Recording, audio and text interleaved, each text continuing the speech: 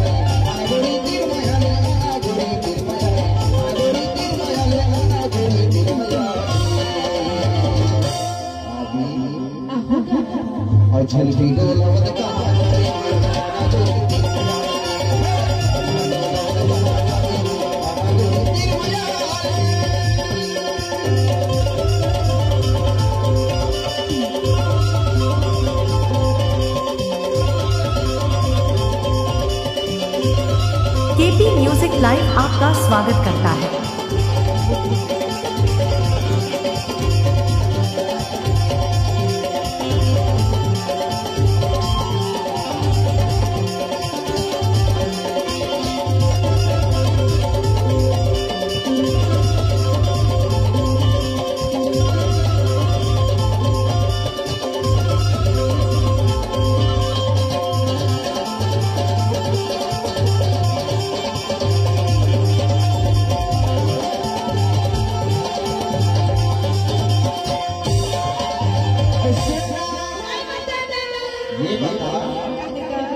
आसो अपन बारी में का लगा है आसो हां हां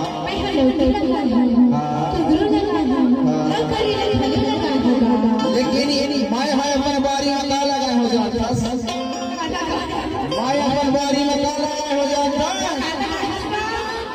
कि फाटा फारे है बारी में करिया वो बारी में करिया फाटा फारे है बारी में करिया वो बारी में करिया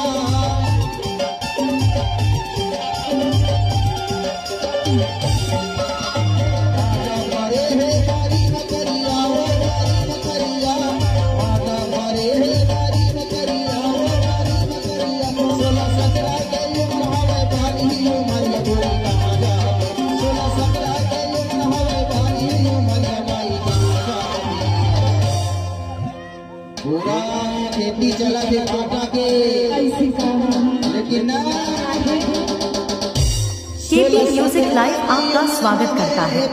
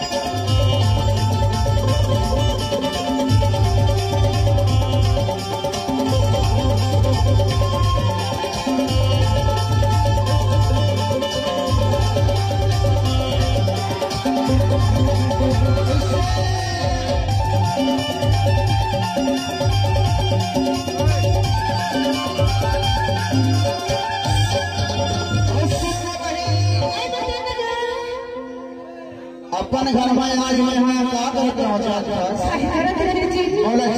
केपी म्यूजिक लाइव आपका स्वागत करता है।